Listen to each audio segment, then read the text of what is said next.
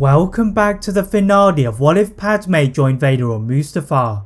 Thank you to those of you who watched the other 3 parts. To recap what happened in those in case you haven't seen them, Vader had escaped Mustafar with the help of Padme, and following a duel against Palpatine, Vader had recovered later and had to suffer as the Sith manipulated Padme. Finding Luke and Leia in one of the Imperial Star Destroyers, he had initially been forced to relinquish them for fear of their safety, but along with Padme he had beaten the Jedi and Palpatine in a race to Corellia. Now we find an incensed Emperor.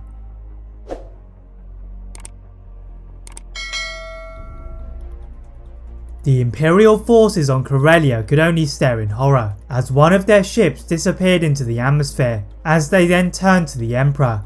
The Sith Lord knew it would be fruitless to kill everyone for their incompetence and dispatched them to rectify their escape by blocking all of the hyperspace lanes in the core worlds.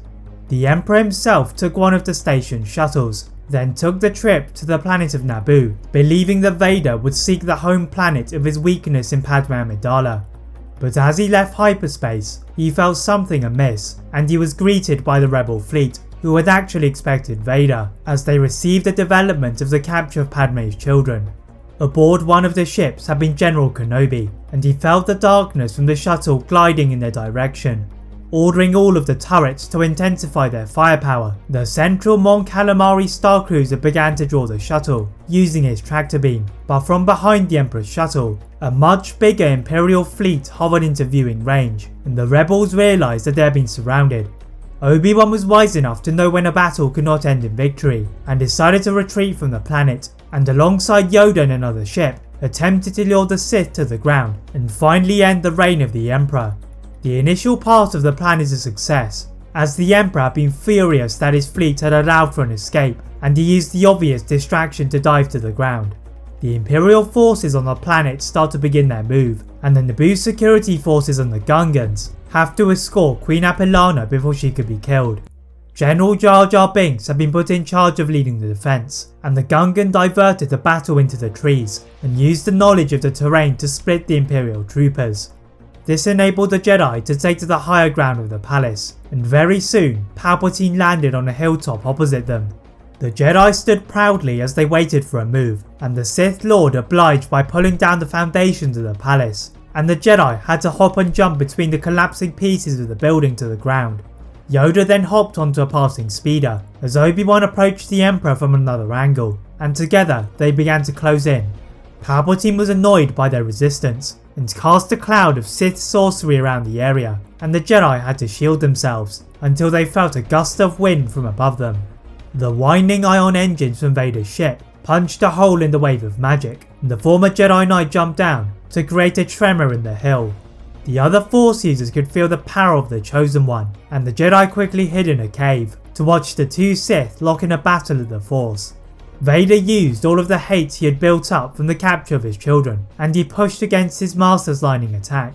Palpatine scowled as he began to slip on the small cliff top, and in one mighty blast, the Emperor is sent into the valley below.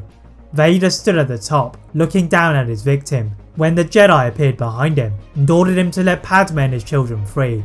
This did not sit well with Vader, as he screamed that Padme had willingly chosen him over the Jedi and the former Republic, then summoned his blade.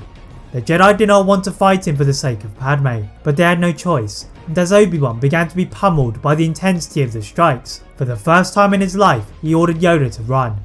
The combined might of the former master and apprentice projected Obi-Wan down to the city floor, and Vader began to fall in the opposite direction. It appeared as if he would meet the same fate as his previous 2 masters, but his ship plunged downwards to meet his fall, and he breathed a sigh of relief. Even though the Rebel Alliance had been victorious on Naboo, the war had been lost with the defeat of the Jedi, and the Sith Lord negotiated with Bail Organa. Vader had no need for the Death Star, and decided to destroy it, but ordered for the Alliance to leave him and his family in peace. The rebels are forced to concede that Padme was out of their hands, and they had to be ruled under the new Empire. With Padme placed in charge of the Imperial Senate, the galaxy soon became more unified, and Vader could live peacefully with what he had wanted when he first joined Palpatine.